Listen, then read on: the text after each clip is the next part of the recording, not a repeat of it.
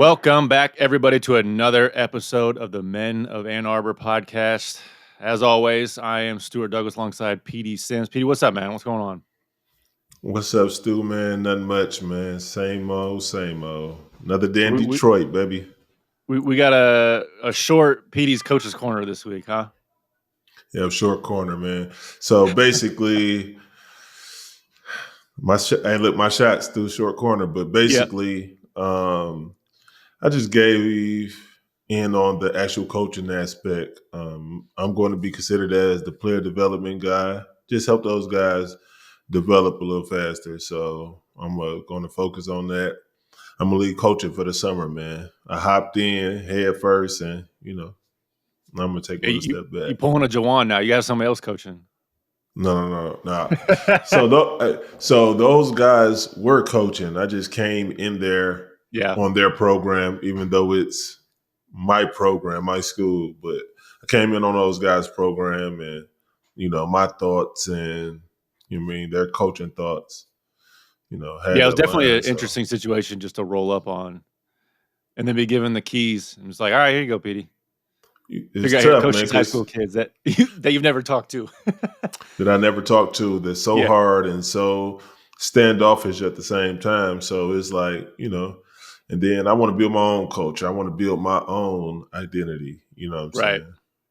You have, yeah, you're like just at the early stages of building Persian back up. For sure. And So I, it's going to take some weird maneuvers. I still don't fully understand what's going on with player development and coaching, but I trust you. I don't know why. I just trust you, man. no, it's school. Still, I'm just teaching them how to play. They I don't hear you. like, fundamentals, man. Like we learn, man. Just teaching them fundamentals of the game, And if you don't learn fundamentally how to do something, you don't have a base. I don't think you can learn anything, or grow at anything. So it's just No, you giving them weren't. a good base to grow on. Yeah. This year, you hopped right in. Wasn't going to be. It's a wash. You're waiting to develop this summer, build a little bit of culture. For sure. So So you get I'm it. I'm excited to hear about what happens in the future with all that. Season's coming to an end here pretty soon for Michigan basketball. So I think next time we record, you might be done. We'll have to get another update on that. But yeah, For you're in sure. might be a similar situation to Michigan basketball here coming up. Everyone's calling for Jawan's head. And I know you got some thoughts on the Purdue game. I think I don't know. This is the loudest that the voices have gotten for firing Jawan, which I understand, but getting embarrassed, losing by 23 on the road at number 2, Mackey is arguably the toughest place, if not one of the toughest places to play in the Big Ten, arguably the country. And you're without your point guard who averages 17-5. I mean, it was just not going to happen for him overall. I watched the whole game though. I turned off like the last 2 minutes, but did you watch it all? Well, probably about the last 4 minutes, I think, when the big guy fouled out, I stopped watching. But Yeah. yeah, man, it's, Purdue, we got a good Purdue, and Purdue caught a bad Michigan, man, between the coaching issues and the actual, Doug being out, playing on the road, playing in Mackey. It was different. So it wasn't the same Michigan that you would normally get. So Purdue, you got this one. Purdue, you got No, this one it was an impossible situation. for I sure. think the guys played hard. I don't know if you saw former host of this show, Nick Stauskas. He went on. Oh, He I went seen on. that tweet. You saw it? We gonna get I think it was a comment under the like Michigan's basketball account. yeah, He went on yeah. there, and I was like, "All right, hey, Nick's a passionate guy. I'm not going to fault him for that." And I get what he's saying. There's a lot of anger around the program right now, right? That like, especially when you look at the football program. Although I want to get into that because Ward Manual, there's some things going down. Anyways, a lot of anger around the Michigan basketball program. Players, especially, I've talked to other players. They're not happy. They weren't happy this past summer. Like they've not liked what they've seen in the last couple of years. I don't agree with Nick. I think the guys are playing hard. Like I think I think, there's still young guys that need to be taught, like, you have to be taught, like, how to play hard in certain for situations, sure. but I don't think anyone's going out there not caring. Guys will still look to, I mean, Nick went out there and, wanted to play and wanted to make it to the league. And so you want to win for your team, but you also want to advance your career. You For can do sure. both. It's not a mutually exclusive thing. I don't think any of these kids, I don't want to bash any of these kids. If anything, it's going to be on the recruiting, um, how the coaches have developed the program, NIL, which I believe Michigan is behind on. I mean, you lost Hunter to that. Let's be straight up about it. Like, you lost Hunter to that, and the fact that you couldn't get talent around him. He wanted to go to Kansas. They didn't even pay him. That wasn't even the biggest offer that he had. But he wanted to go win a national championship, and Kansas offered him both of those, best worlds. I mean, so it's just a culmination of things that have been going downhill. But I don't know. Let me ask you this: Do you think that it would be wise to? Because I think Juwan's gone after the year. Like, there's no way he keeps his job at this rate. Do you think they should just fire him now and uh, and just, I don't know, start with assistant coach? I mean, maybe Phil, maybe somebody else, maybe Sadi or Howard Isley, give them a test run at it, or let Juwan finish the season. That's a sensitive subject because as far as, Jawan, you know how I feel about Jawan, but just say any other coach in this position, it's tricky firing the coach in the middle of the season just because Yeah, how the guy's going to react. If it's hard already getting them to play with different things like morale and, showing that togetherness, is going to be much harder, you know, playing for a new coach right in the middle of the season. Well, almost at the end of the season. So, no, but, it's all the thing that I believe in rebuilding. And, at some point, the focus, the energy to the basketball team, as we've been seeing it the last 10 years, um, needs to be fundamentally rebuilt. yeah. So, you know, if that's, Jawan's future in jeopardy, who knows? But, even in my coaching situation, I just feel like the guys in the program, the structure, the fundamentals, it all has to be one for you to win as a team. You're gonna have individual accolades and always on each team, but for this team to move forward, they got to reestablish an identity. They don't have one right now. No, not at all. And I'm trying to think of, like, what they can do. I know, I know I'm wild for saying this, but I'm like, Big Ten tournament still right there. I mean, it's possible. You saw the talent at the beginning of the year, right? Like, they can put up 90 on anybody if they put it together. Can they guard? I think it's slowly been there, but college basketball is wild. Can you string four wins together in March to get to the tournament? Sure, why not? I guess it's not likely. Um, and even then, it's probably not going to save Juwan's job. But at this point, like, I just don't see how they don't move on. I don't think it's a good idea. I have two thoughts about this. I don't think it's a good idea to fire him in the middle of the season. Um, One being the biggest one is that Jace is still on the team. Like, his son is still on the team. It's just a weird dynamic that you put Jason, you put an interim coach in. They have to kind of tiptoe around that. Because when somebody comes in, even if it's one of Juwan's assistant coaches, they're going to come in and do things a little differently, and it's going to just be a little sensitive. So I don't think it's a good idea. I think it's also not a good idea because Juwan and his history with Michigan, being a part of the Fab Five, you don't want to alienate the Fab Five in any way, shape, or form whatsoever. Again, And yeah, exactly. Again, so you don't want to man. do Juwan dirty like that. I think give him some dignity and let him finish the end of the season. Um, but I also want to say this about people being loud on social media and players seeing all of this. And it's a weird irony, or weird dichotomy, if you will, where fans, the reason that college basketball is big money is because of fans and the support. And I get that. Same with all professional sports. And the reason that you can make NIL is because of all the eyeballs on it.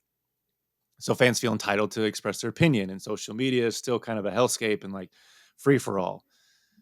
But it's very ironic when you want the program to change. And I promise you, like bashing players on Twitter and expressing just absolute anger on Twitter that people see, that players will see and read and look up, like it's not helping them at all. If you want to like keep morale, I mean, you're really just burying the morale of these kids over and over and over again. And some kids are different, like they're stronger than others. I get that. And, again, free country, you can express what you want online to a certain degree. But I don't know. I just find it really funny. Like, if you really want the best interest of the program, like, let's chill out on just outright bashing everyone. I understand you've been upset with Jawan, but man, like the absolute like childish put downs with no context, just out open in public is pretty wild to me. I don't know if you ever experienced that when you played. I think social media was still like coming up. Like after you graduated, I think it really blew up. Like Twitter really blew up.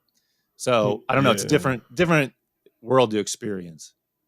I know I know what you mean, Stu, but you know, if I was coming up and, if that was happening, I missed the bunny or, some how things happen where you just down on yourself. I ain't need another person or visually seeing a fan get down on me, that like you said would have killed my morale. But at the end of the day, this thing is like a business now and the Sure. fans are still invested and some people are invested in other ways. So and they holding these kids to a different standard than they held us. So at the end It's of true.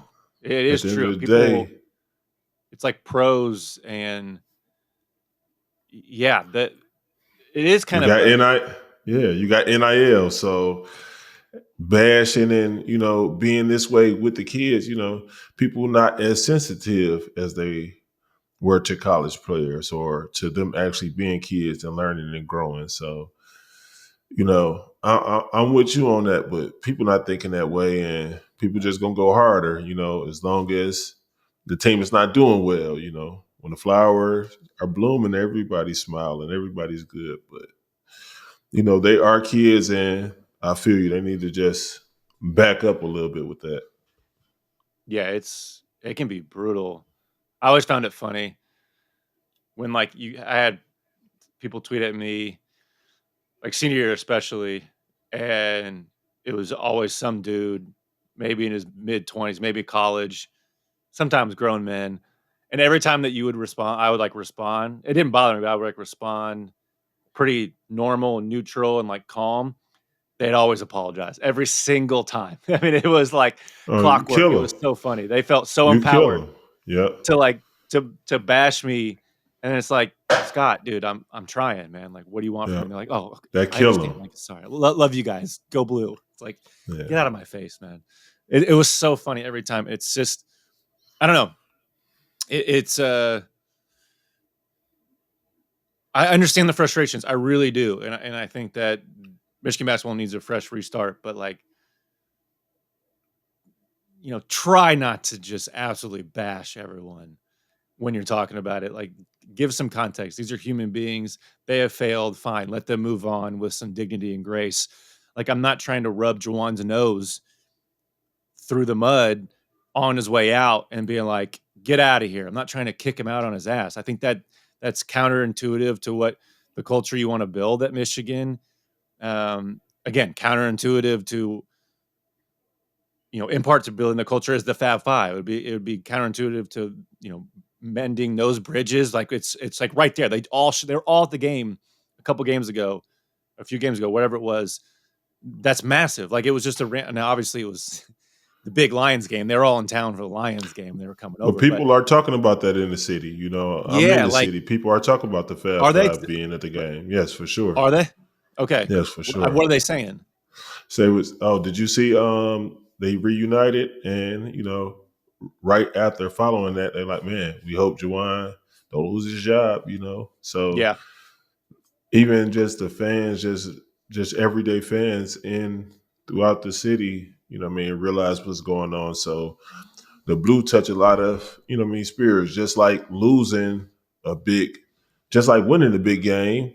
You bringing out alumni, you bringing out, everybody eyes on you.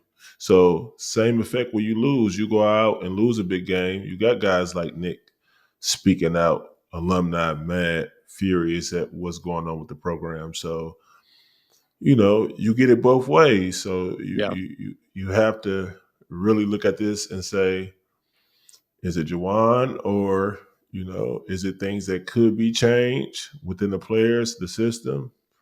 I don't know. We got how many games? 3 into the Big Ten season starts, maybe less. to the Big Ten tournament. No more. Yeah, the Big Ten tournament. I'm sorry. They got quite a bit. One, like 10, 11, Dang. Okay, 12. 10. Okay, Yeah. so going Yeah, they forward, got a long ways to go. That's the other side of it. It's like that's they got to not. keep Yeah. going. But I want to talk about the Fab Five part because I think that's interesting. Like Detroit, people are talking about it. Like that was a big deal. It's a big deal in Michigan. It's a big deal in Ann Arbor. I think it's a big deal. It can be for your program, like to have alumni forward facing, front facing for kids and recruiting. Now I understand like the NIL is taken over. Like it's getting freshmen is not as big of a deal as it once was. 5 stars obviously are. And then, some top 50 guys sprinkled in there. And then, guys surprise you each class. But it's not as important. But like if you want to win, 5 stars are huge. And culture is huge for getting that. And the Fab Five is like just perfect. It's perfect for what they're trying to build in terms of recruiting. And now you have Jawan, one of the most important members of the Fab Five, that's crumbling to pieces right in front of, or right as this relationship is being built back up. It's just going to be very interesting to see how they tiptoe around that. What happens at the end of the year, and really, it's kind of up to Jalen. I think Jalen is the leader of that. He's been the leader of the Fab Five in terms of eyeballs in the last 5 years of like how they feel, what they should be doing. Jalen's out there in the community with his schools. He's on ESPN. Like he's the most listened to out of all of them. He's the most influential in so many different ways, and you don't want to piss him off. And you fire Jawan, he's going to be a little sour. He might not want to deal with you for a little bit, but I think if you do it in the right way, it's not going to piss off all of them, and Jalen will still have an interest in building that culture within Michigan. And I think that's really huge to maneuver. And again, it's going to do nobody any good if you just, again, rub Jawan's face in it on the way out and then kick him on his ass. It's not going to do anything good for anybody. So I hope they can do it. Um, Again, maneuver these waters. How what am I trying to say? Like softly, like not just splash everywhere. But who knows? Because Ward Manuel might be on his way out, dude. This guy just botched the whole Jim Harbaugh thing. Have you been looking into this? Did you read No. the report? No. Harbaugh to the Chargers. Obviously, everyone who be listening to this knows that. But it came down to the wire, and then like the final hour, Ward Manuel finally gave in to all of Jim's requests. And at that point, I think like the report was that Ward was going to report back to Jim and say, "Okay, we relent. We're going to give in on all your requests." And at that point, Jim was already like accepting the job with the Chargers a few days So ago. It was like, what are you doing, dude? Why are you not giving this guy the bag whatever. and then everything attached to it? Like, I just don't get it. So he might be out, and there might be a whole new AD that has to maneuver all these complicated situations. So it's just, to me, it's like an absolute mess, top to bottom, with everything. So, man, with all this going on, going forward, what's the biggest thing the team can do to rally around, to get some type of confidence, to try to turn this season around, to at least try with everything's going on? Yeah, and we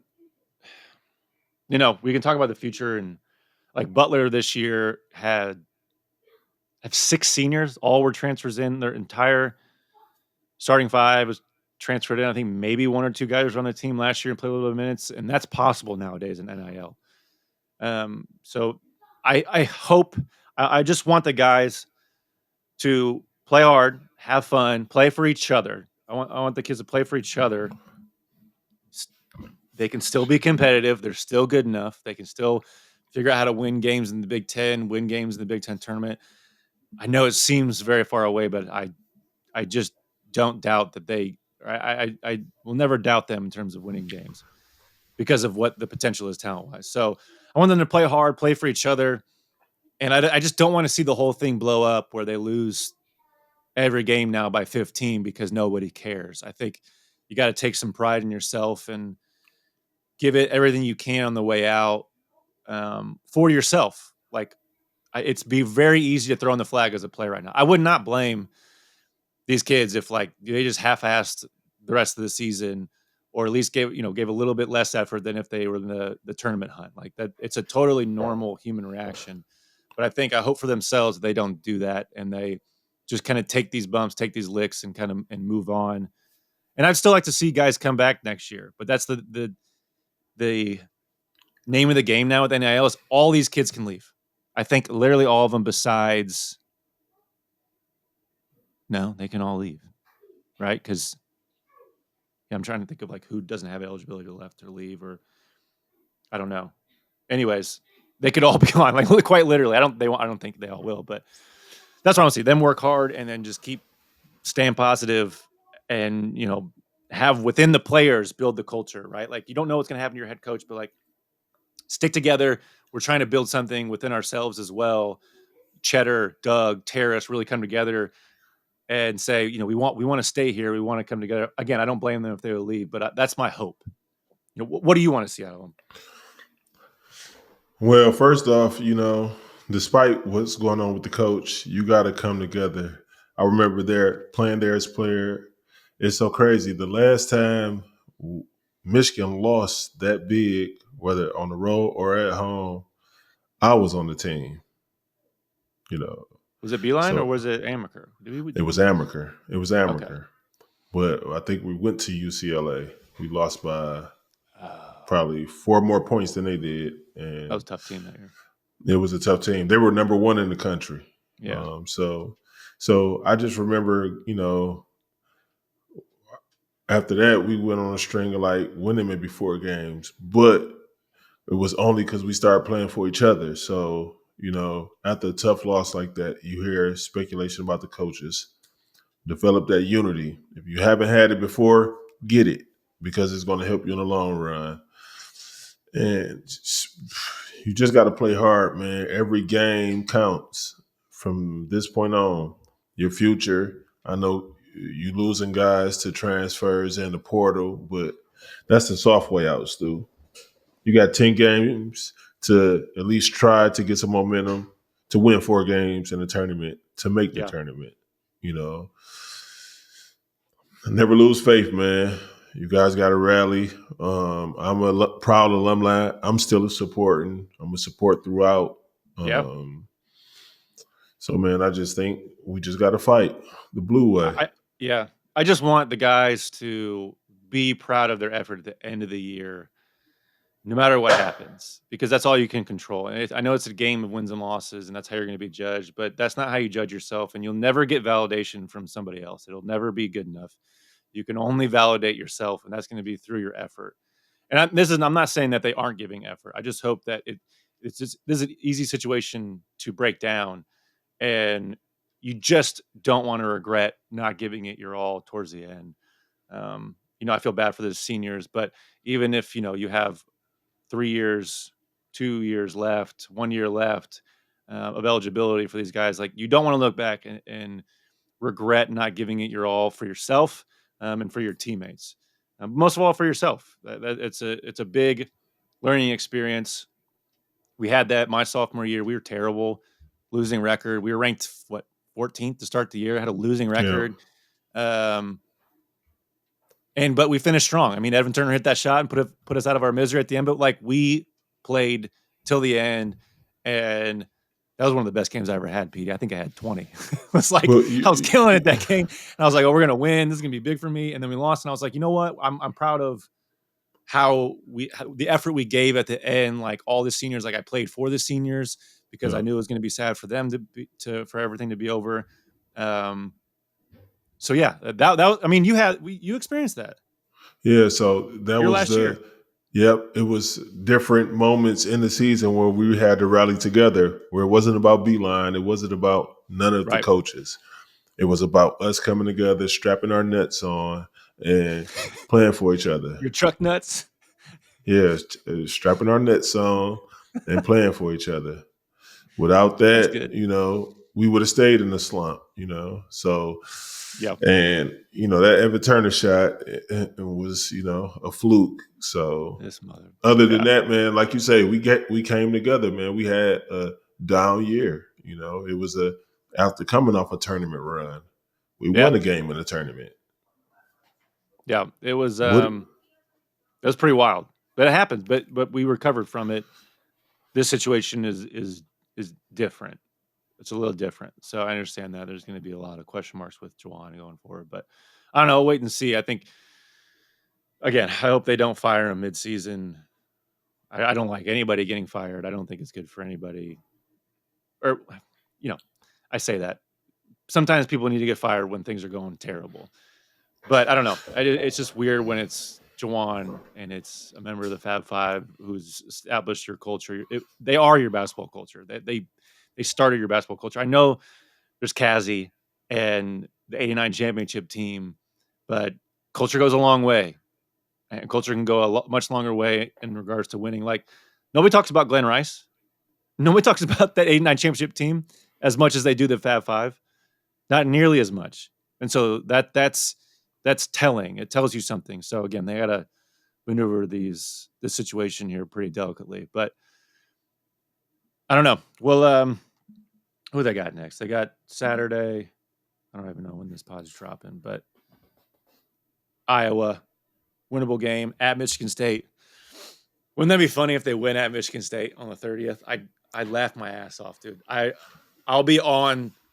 I hate calling it X. I'll be on X chirping if they win at Michigan State. That would be hilarious. Man, it's hard to win. Hey, it's hard to win at the Breslin, but it's always good to win anytime you beat the Green. So, Oh no, Doug's still out. Damn. Okay, Doug has missed. This is only his second road game. No, third. It's only his second road game he's missed. Bro, that's not good. He's got 4 more, I think at least. So he's man, gonna we miss got Michigan it. State. Bro, these are all at the end. We got to work with Michigan what we State got. is 3, Nebraska 4, Illinois 5, Northwestern 6. There's only 2 more road games. There's only 4 more games after that. Oof. Doug, we're gonna miss you, but we got to work with what we got. Yeah, You no, gonna for miss sure. him? For sure. But it's just not good for continuity. But again, it's out of sight, out of mind. Someone's not there, step up and keep playing. I thought they played hard against Purdue, so I want to keep that going. But we'll end it there. I don't know. Good talks. We'll see what happens with now that Ward's done negotiating with Jim Harbaugh. We'll see what chirp comes out of The AD to the AD's next coaching office, out of the situation. basketball office. We'll see what connections we have. Yeah. I'll keep my ear to the ground. I'm going to hit up Ant Wright, see what else he's been hearing. But we'll be back after a couple games. Again, wait and see how they play, and wait and see what happens. What the rumors are swirling about, but people are angry, and we understand. It's just a weird time for Michigan basketball, to say the least. That's all I got to say. I'm done. I'm done with it. We'll be back 2-0. Next time they see us, we'll be back 2-0. Stay positive. You've been positive. You've been more biased and optimistic than me, Stu. These Yeah. last couple pods. Yeah, these last couple pods, you sticking with it. You sticking with it. Well, it's just in the grand scheme of things, there's anger in the immediacy of failure, right? Like we're always angry, like at a snap of the finger. And I've had too many years of experience doing that where I look back on it and I was like, well, that was stupid. Like we don't need to react like that. Things will change. So do we need to get super angry and negative? No, you can make changes and call out the truth and you know clean house if you need to without getting absolutely angry. But that's what it's just an I easy thing to like do. So I that. try not to get angry. I like that. I like Yeah, that. but Well, all right, we'll be back. Not sure when we're going to record again, but after a couple games, and just check in on this Michigan program. It's day to day with certain things, so we'll have to keep an eye on everything, and we might have an emergency recording depending on what happened. But next couple games will be fun to watch. The effort. I'm just keyed in. I'm not really worried about wins and losses. I just want to watch how these kids respond and play for themselves and finish out the year strong. So appreciate everybody listening. You can find us at Beyond the Big Ten on social media.